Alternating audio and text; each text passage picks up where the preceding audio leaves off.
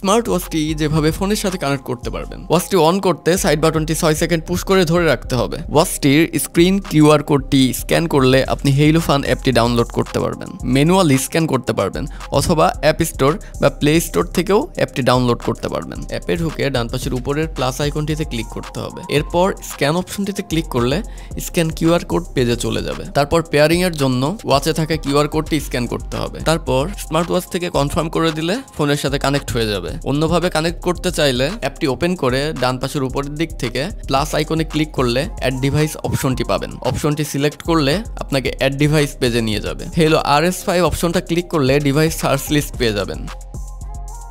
Pair করার জন্য ওয়াচটিতে tap করুন। ওয়াচটি সাকসেসফুলি পেয়ার হওয়ার পর আপনি ব্যবহার করতে পারবেন। এবার ওয়াচটির বাটনের ফাংশনগুলো সম্পর্কে জেনে নেওয়া যাক। ওয়াচটি অন করতে এবং অফ করতে পাওয়ার বাটনটি প্রেস করে ধরে রাখতে হবে। স্ক্রিন অন বা অফ করতে পাওয়ার বাটনটি শর্ট ট্যাপ করলেই হবে। কিভাবে ল্যাঙ্গুয়েজ চেঞ্জ করা যাবে এবার সে বিষয়ে জেনে নেওয়া যাক। ওয়াচটির ডিফল্ট ল্যাঙ্গুয়েজ ইংরেজি।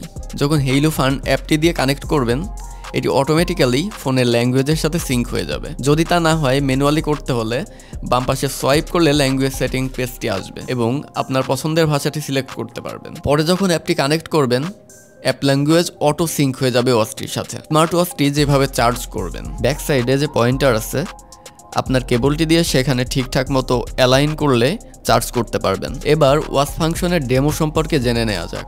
মেনু স্টাইল চেঞ্জ করতে হলে মেনু বারে ডাবল ক্লিক করতে হবে। ইনফরমেশন লিস্টে ঢুকতে হলে ডায়ালটি উপরের দিকে সোয়াইপ করতে হবে। ডায়ালটি নিচের দিকে সোয়াইপ করলে স্ট্যাটাস বার ডিসপ্লে দেখাবে। ডায়ালটি প্রিভিউ করতে স্ক্রিনে লং প্রেস করে ধরে রাখতে হবে এবং স্ক্রিনের বাম বা ডান পাশে সরালে কাস্টম ফাংশনগুলো দেখা যাবে। কিভাবে অলওয়েজ অন ডিসপ্লে অ্যাক্টিভ করবেন।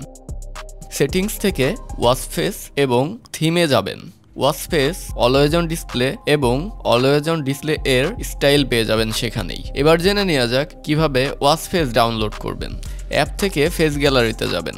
সেখান থেকে নিচের দিকে গেলে অসংখ্য ওয়াচ ফেস পেয়ে যাবেন। যেটা পছন্দ হবে সেটা সিলেক্ট করে দিলেই সিঙ্ক হয়ে যাবে।